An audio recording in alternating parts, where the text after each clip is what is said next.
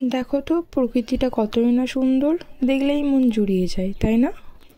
আমি তো এই সুন্দর দৃশ্য অনুভব করতে করতে চলে গেলাম বাগনানে। যা, ইন্ট্রো দিতেই তো ভুলে গেলাম। হ্যালো বন্ধুরা, আমি পিয়া আবারও চলে এলাম নতুন একটা ভিডিও নিয়ে। এই সাইডে আকাশে ঘন কালো মেঘ, এক্ষুনি বৃষ্টি নামলো বলেই।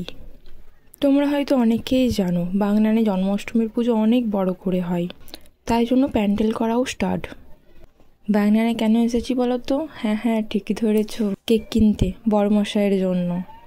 একা তো আর আসতে পারি না, তাই ওনাকেই মুরগি বানিয়েছি, জোর জবরদস্তি করে নিয়ে এসেছি। যাক, এখান থেকে একটা কেক নিয়ে নিলাম। এত মেঘ করেছে, বৃষ্টি হবে না তা কী করে হয়, তার মাঝখানে বৃষ্টিটাও হয়ে গেল। তারপর চলে এলাম বাড়িতে। এসে তারপর তো ওই সাইডে রান্নাবান্না ছিলই, যদিও বা আজকে রান্না বেশি মাই করেছে, কারণ ছেলের জন্মদিন বলে কথা। এই সাইডে মা আশীর্বাদ করে দিল, কেকটাও কাটিং হয়ে গেল। আমাদের বাচ্চা পাটিরা প্রচুর আনন্দ করলো এই ছোট্ট আয়োজনে। আগের দিন তো ভিডিওতে বললামই আমার শরীরটা ভালো নেই, তাই জন্য কিছু করতেই পারিনি এই বছর বললে চলে।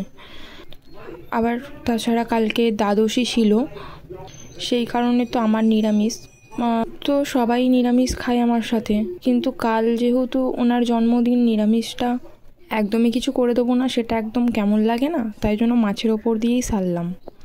এই সাইডে মেনুতে ছিল ভাত, উচ্ছে ভাজা, আলু ভাজা, ঢেঁড়স ভাজা, শাক ভাজা, বেগুন ভাজা, স্যালাড, ডাল, ইলিশ মাছ, চিংড়ি মাছ, আর একটা কী মাছ আমি জানি না, পায়েস, মিষ্টি। গরিবের ছোট্ট আয়োজন। তোমাদের এই ছোট্ট ভিডিওটা কেমন লাগলো অবশ্যই জানিও।